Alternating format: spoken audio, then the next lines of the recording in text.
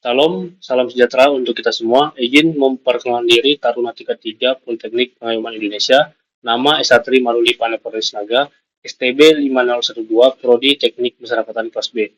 Di sini saya akan membuat tugas mata kuliah Statistik Manajemen Data dan Metode Kuantitatif, yaitu dengan pengolahan statistik deskriptif, coding, kemudian menginterpretasikannya, dan hingga analisis regresinya.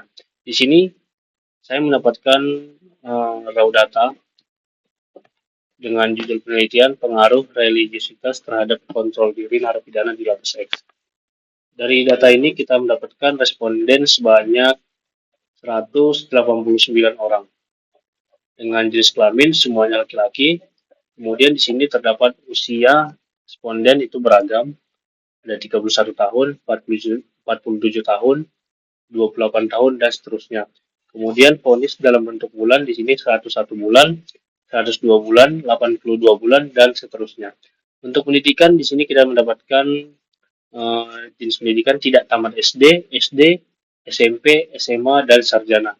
Untuk kasus, kita mempunyai kasus korupsi, pencurian, narkoba, lain-lain, pembunuhan, perlindungan anak, dan terakhir pembinaan itu ada menjahit, PKBM, peternakan, pertanian, seni, laundry, dan kerohanian. Kemudian di samping kanan ini kita mendapatkan nilai eh, religiusitas yang sudah kita gabungkan atau kita jumlahkan di sini, dan nilai kontrol diri atau nilai Y di sini sudah kita jumlahkan juga. Nah, langkah yang pertama kita lakukan adalah melakukan coding terhadap data yang kita punya atau kita dapatkan. Nah, di lembar satu ini, di sini sudah saya buatkan codingnya. Jadi untuk jenis kelamin situ saya buat dua, laki-laki dan perempuan, walaupun keseluruhannya laki-laki ya. Untuk usia dan vonis, karena di sini ada beragam jenis usia dan vonis, kita mencari dulu eh, banyak kelas dan range atau jangkauan kelas tersebut. Nah, di sini sudah saya cari eh, untuk usia banyak kelasnya itu yaitu K sama dengan 1 tambah 3,3 log N ataupun log 189. Yang kemudian sama dengan 1 tambah 3,3 dikali 2,2764618 sama dengan 1 tambah 7,51 sama dengan 8,51 ataupun 9. Jadi banyak kelas untuk usia ini ada 9 kelas dengan range satu jangkauan, nilai tertinggi dikurang nilai terendah per atau bagi banyak kelas. Yaitu nilai tertinggi di situ tadi kita dapat 60, nilai terendahnya 18 dibagi 8,51. Yaitu 42 bagi 8,51 sama dengan 4,93 ataupun sama dengan 5. Nah, jadi untuk usia ini ada 9 kelas dengan jangkauan kelasnya itu sama dengan 5, 18, 19, 20, 21, 22. Kemudian untuk vonis kita cari juga untuk banyak kelas dan range satu jangkauannya. Untuk font sendiri banyak kelasnya itu sama dengan usia ya. Jadi banyak kelasnya itu sama dengan 9, namun range satu jangkauannya berbeda. Karena di vonis itu nilai tertingginya 108 dan nilai terendahnya 48 dibagi banyak kelas 8,51 sama dengan 60 dibagi 8,51 sama dengan 7,051 dibulatkan menjadi 7.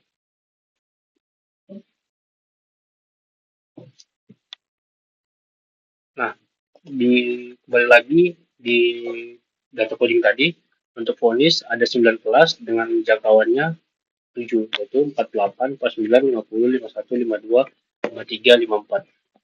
Kemudian kita masuk ke pendidikan. Untuk pendidikan ini ada 5 kelas, yaitu tadi tidak tamat SD, SMP, SMA, dan sarjana. Untuk kasus itu ada 6 kelas, korupsi, pencurian, narkoba, pembunuhan, perlindungan anak, dan lain-lain. Untuk pembinaan ada 8 kelas, menjahit, PKBM, peternakan, pertanian, seni, pramuka, laundry, dan kerohanian. Nah, setelah ini kita ubah data yang di sini menjadi angka sesuai dengan coding yang kita buat. Nah, itu masuk ke lembar selanjutnya. Di sini sudah saya buatkan tadi yang data di sini sudah saya buatkan angka sesuai dengan coding yang sudah kita buat. Nah, kemudian langkah selanjutnya itu kita mengkopikan, kita blok dari jenis kelamin sampai dengan pembinaan, ulangi sampai dengan nilai Y, kita blok. Sesudah itu kita salin dan kita pindahkan ke aplikasi SPSS. Ctrl C.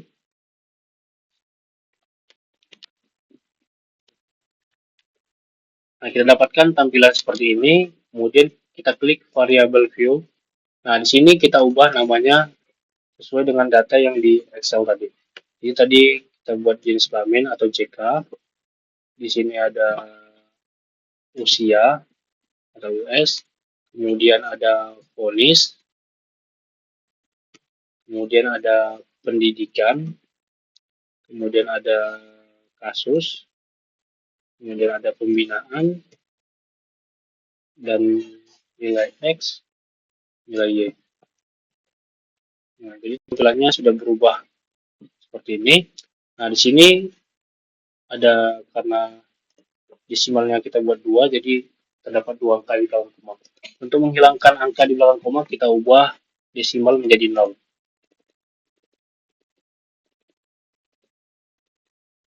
Nah, kemudian untuk label kita masukkan lagi secara lengkap. Tadi ada data jenis kelamin, kemudian ada data usia, kemudian data vonis, kemudian ada data pendidikan, kemudian ada kasus, pembinaan, nilai X, nilai Y. Nah, di sini kita ubah skala nominal, nominal,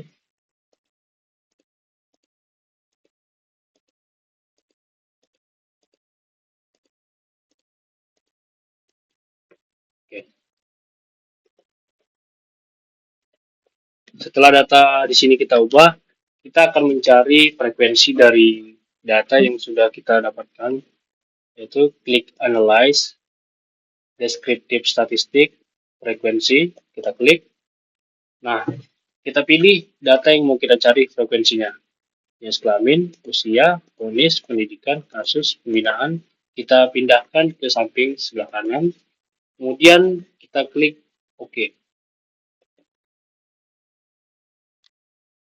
Di sini kita mendapatkan output dari data yang sudah kita pilih tadi. Nah, dari data yang kita dapatkan ini, kita klik semua. Kemudian kita salin ke Word untuk diinterpretasikan. Nah, di sini kita akan menginterpretasikan datanya. Dari data yang kita dapatkan itu frekuensi untuk jenis kelamin semuanya itu berjenis kelamin laki-laki. Jadi 100% berdasarkan data jenis kelamin itu laki-laki semua. Untuk usia, berdasarkan data terdapat 9 kelompok usia sesuai dengan yang tadi kita hitung. Kelompok usia 8, di sini kita mendapatkan kelompok usia 8 yaitu 53 sampai 57 tahun merupakan kelompok usia yang frekuensinya lebih banyak. Jadi di sini kelompok usia 8 ada 28 responden. Nah, kemudian yang paling sedikit itu kelompok usia 9 ataupun 58 sampai 62 tahun. Hanya 11 responden yang berada di kelompok usia tersebut. Kemudian untuk vonis, berdasarkan data terdapat 9 kelompok vonis. Jadi kelompok vonis ini terdapat 9 kelas sama dengan kelompok usia tadi. Nah, di kelompok usia 5 ataupun 76 sampai 82 bulan merupakan kelompok vonis frekuensinya lebih banyak, ada 31. Dan yang paling sedikit itu berada di kelompok vonis 9, ada 11 orang yang vonisnya 104 sampai 110 bulan. Kemudian kita masuk ke pendidikan. Di pendidikan terdapat 5 kelas, yaitu tidak tamat SD, SD, SMP, SMA, dan sarjana. Nah, jadi yang terbanyak ini kita dapatkan di kelas SMP dan SMA. Frekuensinya lebih banyak yaitu 41. Kemudian kita masuk ke kasus. Di kasus sendiri itu ada 6 kelas. Berdasarkan data ini, kasus kelompok 6 ataupun lain-lain merupakan yang paling umum, yang paling banyak. Jadi dari responden itu selain dari kasus pembunuhan, pencurian, narkoba, korupsi, perlindungan anak, lebih banyak kasus lain-lain. Dan yang paling sedikit itu kasus kelompok 5 ataupun perlindungan anak. Jadi yang paling banyak ini,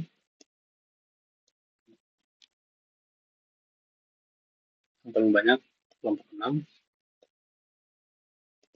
yang paling sedikit itu kelompok 5.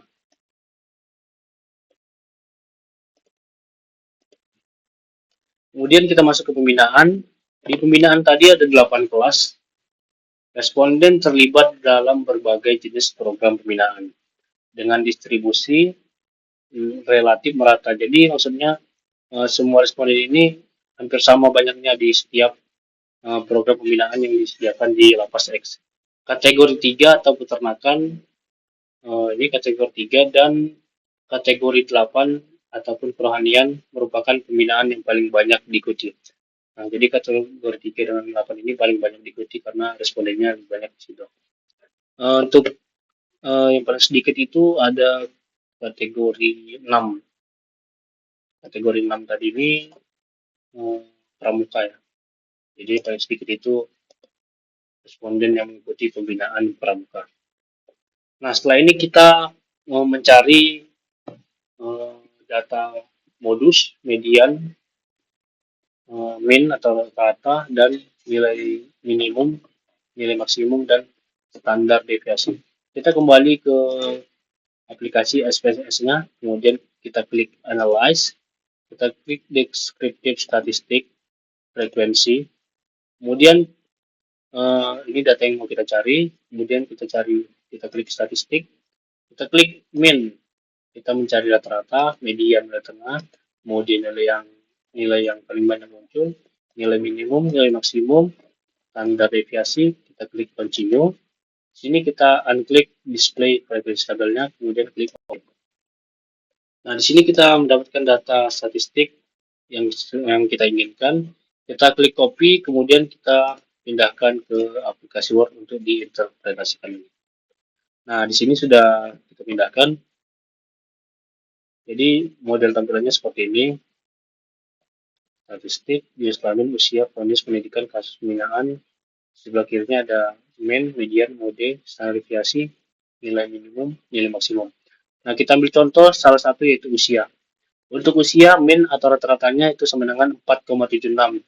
Yaitu rata-rata usia berada di sekitar kategori 5. Jadi usia kategori 5 itu tadi ada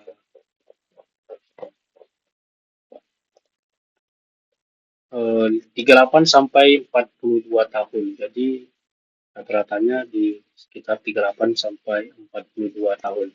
Kemudian untuk median atau nilai tengahnya itu sama dengan 5. Karena 50% responden memiliki usia di bawah atau sama dengan kategori 5. Untuk mode sama dengan 8. Modenya atau nilai yang paling banyak muncul sama dengan 8. Kategori usia yang paling sering muncul. Jadi kategori usia yang paling banyak muncul itu berada di kategori 8. 53 sampai 57 tahun. Kemudian standar deviasi sama dengan 2,544 dan nilai minimum sama dengan nilai minimum itu berada di kelompok 1. Kelompok usia 1 itu 18 sampai 22 tahun dan nilai maksimum itu berada di kelompok 9, yaitu sekitar usia 58 sampai 62 tahun. Usia responden cukup beragam dengan dominasi kategori 8, mungkin usia dewasa muda. Penyebaran data menunjukkan ada representasi dari berbagai kelompok usia. Nah, setelah ini kita akan mencari data regresi atau nilai regresi untuk mencari data-data selanjutnya. Untuk mencari nilai regresi, kita kembali ke aplikasi SPSS. Kemudian kita klik Analyze, kita klik regresi, kemudian kita klik Linear. Nah, di sini kita masukkan nilai dependen, ini maksudnya nilai yang dipengaruhi, yaitu tadi nilai Y ataupun kontrol diri.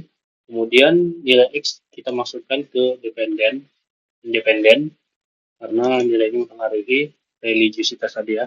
Kemudian kita klik statistik, ulangi, kita klik save, kita klik ini, kemudian continue, dan klik OK.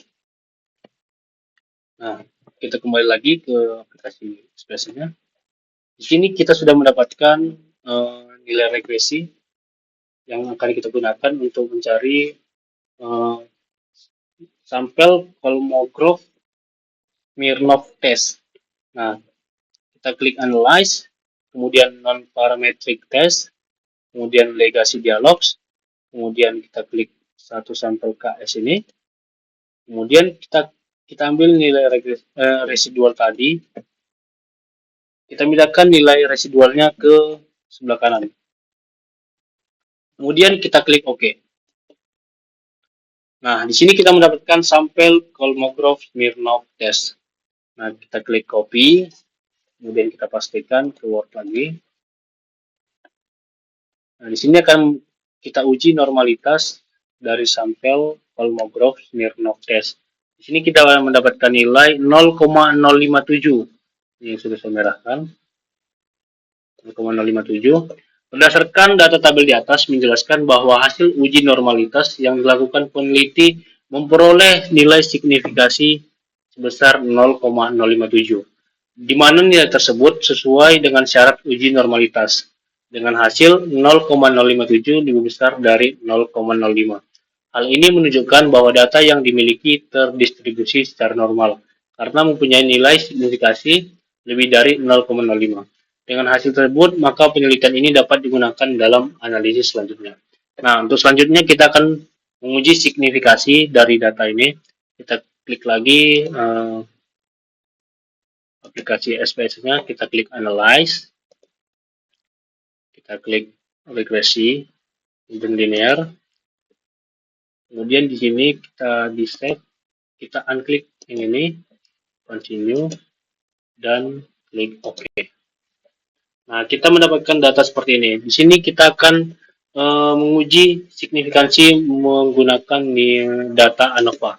Kita klik data ANOVA, kemudian kita pastikan kembali ke Word. Nah, di sini sudah kita pindahkan data ANOVA ke Word-nya. Nah, jadi di sini kita akan menguji signifikasi. Berdasarkan data ini diperoleh hasil uji signifikasi antara variabel.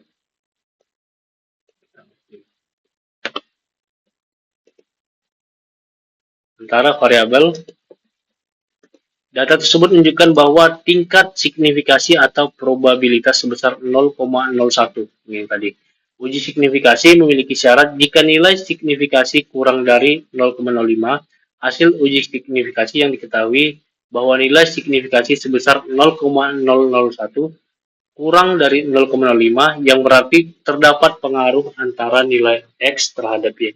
Jadi berdasarkan data ini terdapat pengaruh antara religiusitas terhadap kontrol diri narapidana di lapas X. Dan terakhir kita akan menguji determinasi dari data yang kita punya. Kita klik lagi SPSS-nya, kita ke output-nya, kita klik tabel model summary, kita copy, kemudian kita pindahkan ke aplikasi Word. Nah, di sini kita pastikan di uji determinasi kita mendapatkan berdasarkan tabel di atas atau tabel model summary, didapatkan nilai R sebagai koefisien korelasi yaitu sebesar 0,822. Hal tersebut menunjukkan bahwa terdapat hubungan yang bersifat positif antara variabel religiusitas dengan variabel kontrol diri. Tabel uji determinasi di atas juga menunjukkan bahwa nilai R square sebesar 0,675. Jadi yang ini